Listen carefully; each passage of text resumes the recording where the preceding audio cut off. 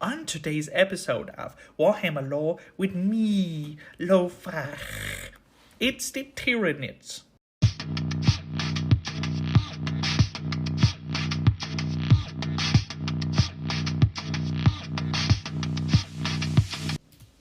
What are the Tyranids? They are evil, angry space bugs. They are the xenomorphs of the Warhammer 40k universe. They are mean, they are green. They rarely build machine, but however, they do build many scary monsters. The Tyranids are a band of spacefaring bugs who come to planet to devour everything on board. They travel across the universe in giant, meaty spaceship called fleets and splinter fleets, which are splinters of a main fleet. But what is a fleet? A fleet consists of many different things, such as a big ship, more smaller ships, spore mines, which are living mines. Inside these big ships are millions and billions of soldiers like pteranodons, hormagons, samagons, chinkagons, chinky-dinkies, and so forth.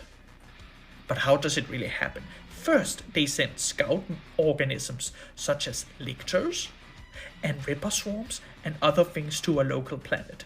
These guys release a big fart that the hive can smell, and then they send the entire fleet that way.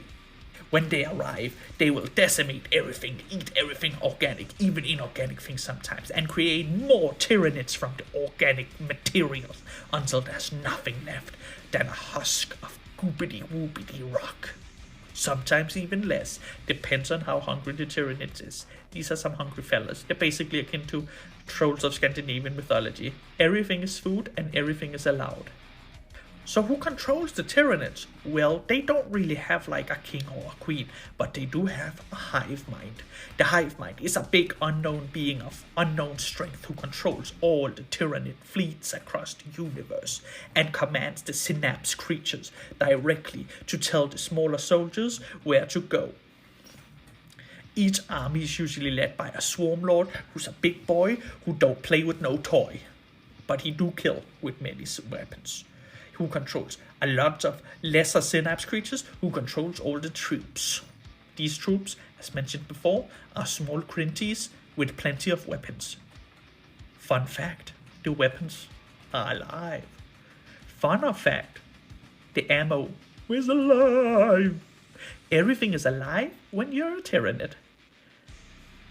They're kind of the ultimate hippie. So how many factions are there of Tyranids? Well, technically, there's one, controlled by the hive mind. But then again, there might be more hive minds, controlled by even bigger hive minds. It's kind of an escalating thing, but we don't really know. However, there's many different fleets. But what types of hive fleets are there?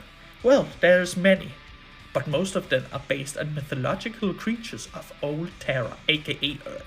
Hive Fleet Kraken, Hive Fleet Behemoth, and Hive Fleet Leviathan, amongst others. Each of them have a different way of tactically working. But what are they called in the Tyranid native tongue? Well, probably something like this.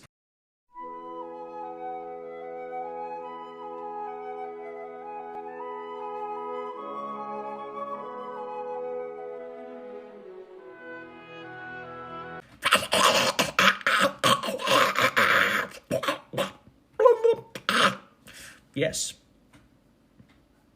I studied it for many years.